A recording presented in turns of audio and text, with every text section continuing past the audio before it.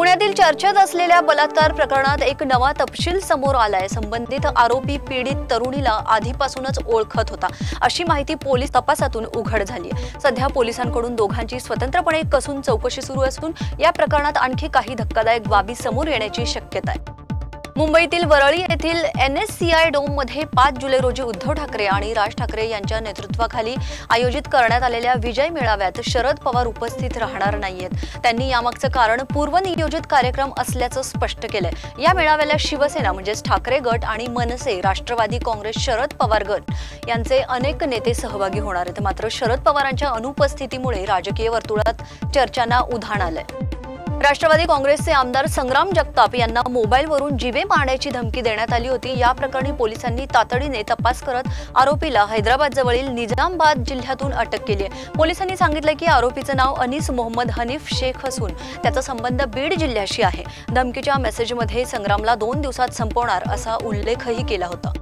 उद्योजक सुशील केडिया यांनी राज ठाकरे यांच्यावरती टीका करत मी मराठी शिकणार नाही असं वादग्रस्त वक्तव्य केलं आणि त्यांनी यापूर्वी ट्विटरवरती असं लिहिलंय की मी 30 वर्ष मुंबईत राहतोय पण मला मराठी शिकायचं नाहीये, काय करायचं ते बघा। आणि या वक्तव्यानंतर MNS कार्यकर्त्यांकडून संतप्त प्रतिक्रिया येऊ लागल्यात आणि त्यानंतर एका चर्चासत्रात मराठीत प्रश्न विचारल्यानंतर सुशील केडिया थेट चर्चेतून बाहेर पडल्याचं देखील दिसून आलंय।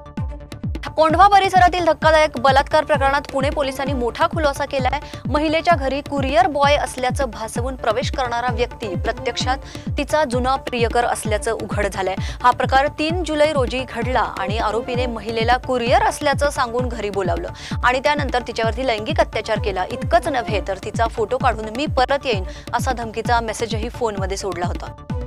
केंद्र सरकारने घेतलेल्या महत्त्वाच्या निर्णयानुसार आता एकीकृत पेन्शन योजना म्हणजेच UPS मध्ये सहभागी कर्मचाऱ्यांनाही राष्ट्रीय पेन्शन योजना म्हणजेच NPS प्रमाणे कर सवलतीचा लाभ मिळणार आहे। या निर्णयामुळे UPS मध्ये सहभागी होणाऱ्या कर्मचाऱ्यांना देखील त्यांच्या वेतनातून वजा होणाऱ्या पेन्शन योगदानावरती कर वजावट म्हणजेच टॅक्स एक्झेम्पशन्स मिळणार आहे। UPS योजना 1 एप्रिल 2025 पासून सुरू होणार असून सध्या NPS मध्ये असलेल्या कर्मचाऱ्यांना एकदाच UPS मध्ये बदलण्याची संधी दिली जाणार आहे।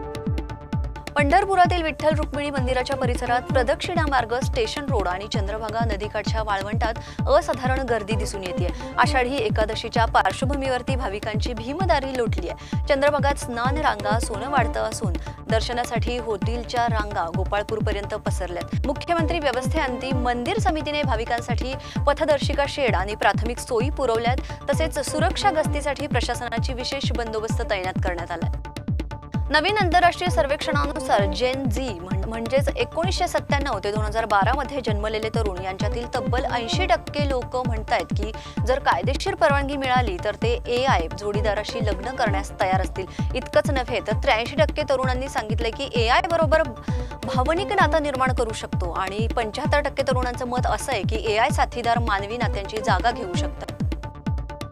सोलापूर जिल्ह्यातील उजनी धरणातील पाणी पातळी 77% पर्यंत पोहोचली असून सध्या धरणात 17,000 क्युसेक्सने पाण्याचा प्रवेश होतोय आणि त्यामुळे धरण प्रशासनाने आषाढी एकादशीच्या रात्रीपासून 16 दरवाजे उघडण्याचा निर्णय देखील घेतलाय।